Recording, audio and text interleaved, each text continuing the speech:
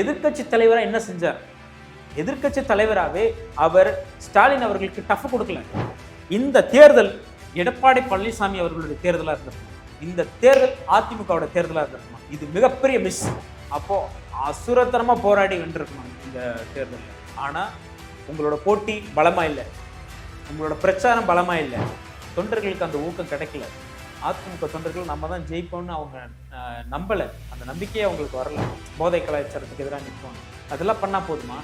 என்ன செஞ்சீங்க? What is your action? மக்களை கவரும் வகையில் உங்களோட செயல்பாடு எப்படி இருந்துச்சு? இளைஞர்களை கவரும் மாதிரி நீங்க என்ன பண்ணீங்க? நீங்க ஒரே மனிதர் தான், எடப்பாடி பழனிசாமி அவர்கள் மட்டும்தான் ஒரு பிரச்சார சக்தியாக நேரடியாக இருந்தார். அதை தாண்டி கட்சியில் மிகப்பெரிய பிரச்சார களம்லாம் எதுவுமே இல்லை. அப்புறம் பாஜகவோட கூட்டணி அமைந்தது, அது ஒரு செட்பேக். பாஜகவோட கூட்டணி இல்லை என்றால் எடப்பாடியாருக்கு ஒரு வாய்ப்பு அப்படின்னு சொல்லப்படுது. நம்ம பாஜக அல்லாத அதிமுகவா நம்ம 2031 ஜெயிச்சுக்கலாம், இந்த முறை ஸ்டாலின் அவர்களே ஜெயிக்கணும் அப்படின்னு ஃப்ரீயாக விட்டாரு அப்படின்னு திமுகவிலே சொல்றாங்க. வணக்கம். அதிமுக இந்த தேர்தலில் எப்படி தோல்வி சந்திச்சது? எடப்பாடி பழனிசாமி அவர்கள் எப்படி தோற்றார்? எப்படி இந்த எலெக்ஷனை விட்டார்? இந்த தேர்தல் எடப்பாடி பழனிசாமி அவர்களுடைய தேர்தலாக இருந்திருக்கணும். இந்த தேர்தல் அதிமுகவோட தேர்தலாக இருந்திருக்கணும். இது மிகப்பெரிய மிஸ், மிகப்பெரிய தோல்வி அதிமுக. இந்த மாதிரியான ஒரு சூழலுக்கு நீங்க விட்டுருக்கவே கூடாது. இது மிகப்பெரிய செட்பேக், மிகப்பெரிய செட்பேக், உண்மையிலேயே மிகப்பெரிய செட்பேக். இது உண்மையிலேயே எடப்பாடி பழனிசாமியோட தேர்தலாக இருந்திருக்கணும். ஏன்னா அவர் தொடர் தோல்வியை சந்திச்சு வராரு, கட்சி அவர்கிட்ட இருக்காம போயிடும் இப்படின்னு பல்வேறு குற்றச்சாட்டுகள் வந்துச்சு. அப்போ அசுரத்தனமா போராடி வென்றிருக்கணும் இந்த தேர்தலில். ஆனா உங்களோட போட்டி பலமா இல்லை, உங்களோட பிரச்சாரம் பலமா இல்லை, உங்க நிர்வாகிகள் பலமா இல்லை, உங்க கட்சி தொண்டர்கள் பலமா இல்லை. எல்லா வகையிலையும் சுணக்கம், எல்லா வகையிலையும் சுணக்கம். நம்ம வரமாட்டோம், அவ்வளவுதான், போங்க, நம்ம ஜெயிக்கவே மாட்டோம், நம்ம வரமாட்டோம் போல இருக்க, அவ்வளவுதான் அப்படிங்கிற மாதிரி தொண்டர்களே நினைச்சிட்டாங்க. அவர்களை நீங்க எப்படி நீங்க அசுரத்தனமா கட்டி எழுப்பியிருக்கணும், தட்டி எழுப்பியிருக்கணும். அதெல்லாம் மிகப்பெரிய மிஸ். தொண்டர்களுக்கு அந்த ஊக்கம் கிடைக்கல. அதிமுக தொண்டர்கள் நம்ம தான் ஜெயிப்போம்னு அவங்க நம்பல, அந்த நம்பிக்கையே அவங்களுக்கு வரல. லட்டு மாதிரி திமுக மேல ஆன்டி இன்கம்பன்சி ஹெவியா இருக்கு. அதாவது அரசுக்கு எதிரான மனநிலை கடுமையா இருக்கு. பாலியல் குற்றச்சாட்டுகள், கரண்ட் பில்லு, அது இதுன்னு புகார்கள் திமுக மேல ஏகப்பட்டது இருக்கு. இதெல்லாம் சரியா எடுத்து அடிச்சு செஞ்சிருந்தா எடப்பாடி அவர்கள் ஒரு பெரிய ஒரு பெஞ்ச்மார்க்கை செட் பண்ணிருக்க முடியும். எதிர்க்கட்சி தலைவரா என்ன செஞ்சார்?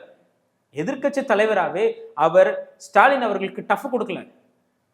டிஎம்கே கவர்மெண்ட் பண்ற மிஸ்டேக்கை அவரு கடந்த 5 ஆண்டுகளை எந்த அளவுக்கு தட்டி கேட்டார், எந்த அளவுக்கு சட்டசபையில குறை சொன்னார், எந்த அளவுக்கு பேசினார் அப்படின்னு எடுத்து பார்த்தா ஒண்ணுமே இல்லை. டிஎம்கே 100 மிஸ்டேக்ஸ் பண்ணுச்சுன்னா 100 மிஸ்டேக்ஸையும் பேசியிருக்கணும், சண்டை செஞ்சிருக்கணும். ஆனா அப்படி இல்லை.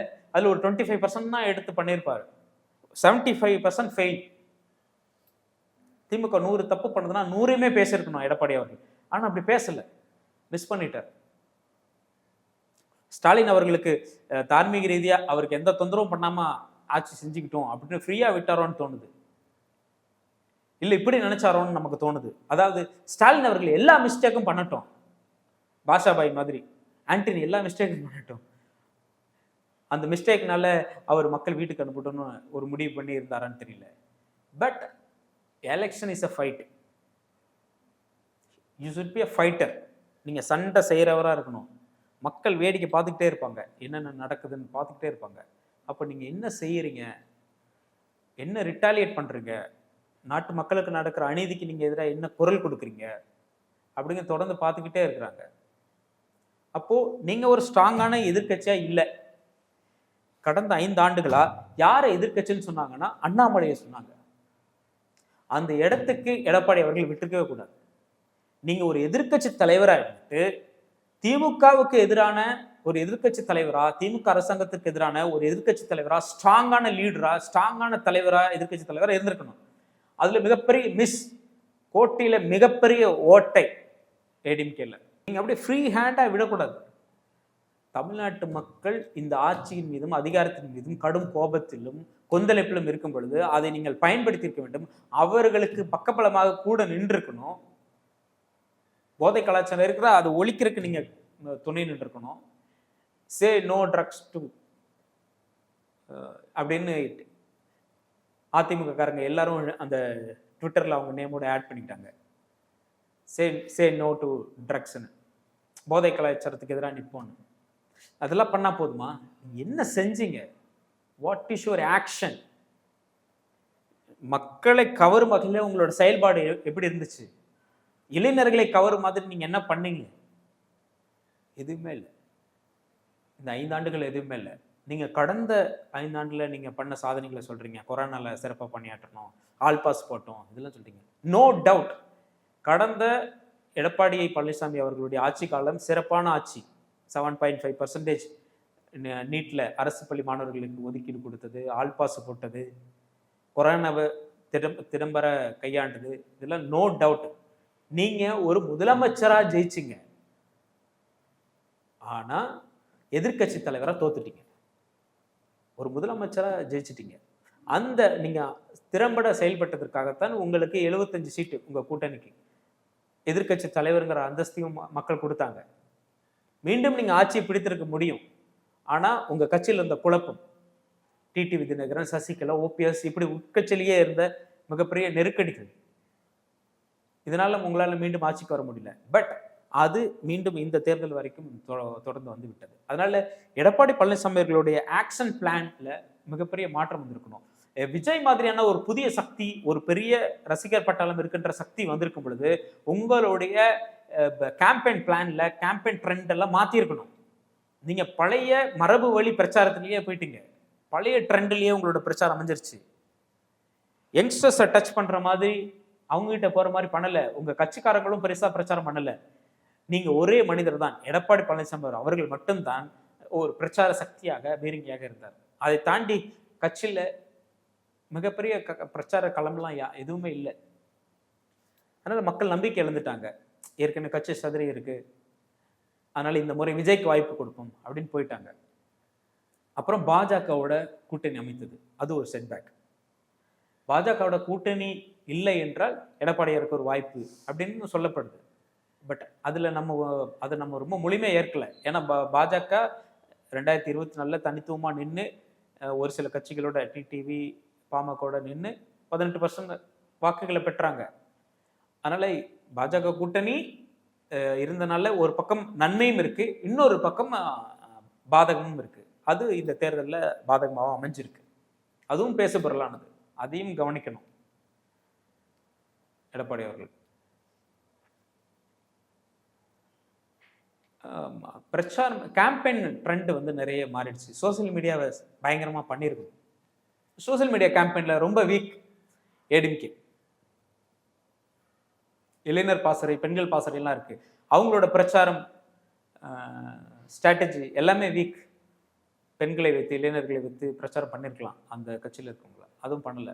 அதே போல கட்சி நிர்வாகிகளுக்கு, தொண்டர்களுக்கு, வேலை செய்பவர்களுக்கு உரிய வருமானம் அவங்களுக்கு போய் சேரலைங்கிறதும் ஒரு குற்றச்சாட்டு. அவங்களை ஊக்கப்படுத்தும் வகையில் கட்சியோட பணத்திலிருந்து அவர்களுக்கு ஒரு ஷேர், அந்த கட்சி வேலை செய்வதற்காக அவர்களுக்கான வருமானம் என்பதும் உறுதி செய்யப்படலை. அதனால நிறைய பேர் அதிமுக தொண்டர்கள் வேலையை பார்க்கல, நிர்வாகிகள் நிறைய பேர் வேலையை பார்க்கல. அதனால தொண்டர்கள் மத்தியிலும் நிர்வாகிகள் மத்தியிலும் அதிமுக மீண்டும் வராதுங்கிற ஒரு நம்பிக்கை அவங்க கிட்ட வந்துருச்சு. இதுக்கு நேர் எதிர்மாறா விஜய் அவர்கள் கான்ஃபிடண்டா இருங்க, வெற்றி நிச்சயம் அப்படின்னு போறாரு. ஆனா நீங்க அந்த கான்ஃபிடன்ஸை உங்க தொண்டர்கள் கொடுக்க தவறிட்டீங்க. அப்புறம் எடப்பாடி பழனிசாமி அவர்கள் மீது ஒரு விஷயம் சொல்லப்படுது ரகசியமா. அதாவது இந்த முறை நாம் ஆட்சிக்கே வர வேண்டாம், திமுகவை கூட திரும்ப வரட்டும், நம்ம பாஜக இல்லாத ஒரு ஆட்சியை கொடுப்போம். இப்போ பாஜகவோட கண்ட்ரோல்ல இருக்கிறோம். இப்ப நம்ம ஆட்சியை பிடித்தாலும் பாஜகவோட தொந்தரவுனால அந்த ஆட்சி நம்மகிட்ட இருக்குமான்னு தெரியாது. அதனால நம்ம எதிர்கட்சியாக கூட இருந்துக்கலாம். காங்கிரஸ் மத்திய அரசாங்கத்துல காங்கிரஸ் பிடிச்சதுக்கு அப்புறம் நம்ம ஆட்சிக்கு வந்துக்கலாம், 2031 வந்துக்கலாம், இப்போ எதிர்கட்சியாவே இருந்துப்போம் அப்படின்னு அவர் ஒரு முடிவு பண்ணிட்டதாகவும் ஒரு தகவல் இருக்கு. ரகசியமா அவர் அப்படி ஒரு ஸ்டாண்ட் எடுத்துட்டாரு.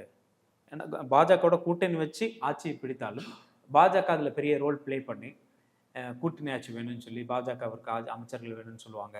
அதுக்கப்புறம் மகாராஷ்டிரா போல அதிமுகவை அழிக்க பாஜக நினைக்கும் அப்படிங்கிற மாதிரிலாம் அட்வைஸ் எடப்பாடி அவர்களுக்கு போனதாகவும் அதன் மூலமா நம்ம பாஜக அல்லாத அதிமுகவா நம்ம 2031 ஜெயிச்சுக்கலாம், இந்த முறை ஸ்டாலின் அவர்களே ஜெயிக்கிட்டோம் அப்படின்னு ஃப்ரீயா விட்டாரு அப்படின்னு திமுகவிலே சொல்றாங்க. ஒரு மூடே செட் பண்ணல பாருங்க, நீங்க நல்லா பாருங்க, அதிமுக பார்த்தா தெரியும். ஒரு மூடே செட் பண்ணல பாருங்க, ஒரு ஸ்ட்ராங்கான ஃபோர்ஸா நிக்கல பாருங்க. ஏன்னா அவங்க ஜெயிக்க அவங்களே விரும்பல. பாஜகவோட ஒரு கட்டாய அலையன்ஸ்ல இருக்கிறாங்க, ஒரு விரும்பாத அலையன்ஸ்ல இருக்கிறாங்க. அந்த அப்படியான அலையன்ஸ்ல இருந்துட்டு அவங்க அதை வெற்றி பெறவும் அவங்க விரும்பல, பண செலவழிக்கவும் விரும்பல, திமுகவே வந்துட்டு போகுதுன்னு நினைக்கிறாங்க அப்படின்னு திமுகவில் இருக்கவங்களே பேச ஆரம்பிச்சாங்க. இது நானே நேரடியாக கேட்ட தகவல். இப்படியான ஒரு ஸ்டாண்ட் எல்லாம் அப்படி எடப்பாடி அவர்கள் எடுத்திருந்தா அது ரொம்ப தவறு. அப்படியான ஒரு ஸ்டாண்ட் எடுக்கவே கூடாது. எவரி எலெக்ஷன் இஸ் எ வார். ஒவ்வொரு தேர்தலும் ஒரு போர்க்களம். அந்த போர்க்களத்தில் நம்ம போராட்டம் ஜெயிக்கிறதா பார்க்கணும் மொழிய. இப்போ இதை நான் ஒரு ஸ்ட்ராட்டஜியாக பார்க்கல. இந்த எலெக்ஷனை விட்டுருவோம், அடுத்த எலெக்ஷனை பார்த்துக்கலாங்கிறது நான் ஒரு ஸ்ட்ராட்டஜியாக நினைக்கல. அது ஒரு பெரிய மிஸ். அண்டு விஜய் உடைய கூட்டணி பேச்சுவார்த்தை வந்தது. அப்போது 2.5 வருஷம் முதலமைச்சர் பதவி ஷேரிங் இந்த மாதிரிலாம் வந்தது. அதை எடப்பாடி அவர்கள் தவிர்த்துட்டார். அது அவருடைய விருப்பம். அதிமுக மிகப்பெரிய கட்சி, அதனால் அவர் அப்படி ஒரு ஸ்டாண்டு எடுத்துருக்கிறாரு. அதில் நம்ம கருத்து சொல்கிறதுக்கு ஒன்றும் இல்லை. பட் டிவிக்கே ஏடிஎம்கே அலையன்ஸ்லாம் மேசிவ் ஹிட்டில் வந்திருப்பாங்க. எடப்பாடி அவர்களும் முதலமைச்சர் வந்திருப்பார் 2.5 வருஷம், மீதி 2.5 வருஷம் ஜோசப் விஜயும் முதலமைச்சர் வந்திருப்பார். அந்த வாய்ப்பு இதில் மிஸ் ஆயிடுச்சு, இந்த அலையன்ஸில் இல்லாதனால. பாஜகவை விட்டுட்டு ஏடிஎம்கே வந்ததுன்னா நம்ம கூட்டணி வச்சுக்கலான்னு பேசப்பட்டது. பட் அந்த கூட்டணி, அந்த ஓட்டு, அந்த சீட்டுக்களில் எடப்பாடி அவர்களுக்கு விருப்பம் இல்லை. தாவேக்காவுக்கு 100க்கும் மேற்பட்ட இடங்களை கொடுக்கறதா அப்படின்னு அதில் அவருக்கு விருப்பம் இல்லை. அதனால் அந்த கூட்டணி போனது. ஸோ அதுவும் ஒரு இந்த அதிமுக தோல்விக்கு அது ஒரு முக்கியமான காரணம். விருப்பப்பட்டார், கடைசி நொடி வரைக்கும் விருப்பப்பட்டார். பாருங்க, கொடி பார்க்கறது பாருங்க இளைஞர்கள் அப்படின்னு சொல்லி தாவேக்கா கொடியை பார்த்து பேசினார்.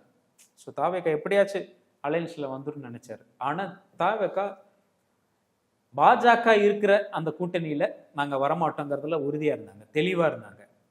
அந்த தெளிவு அவர்களுக்கு வெற்றி கொடுத்துருக்கிறது.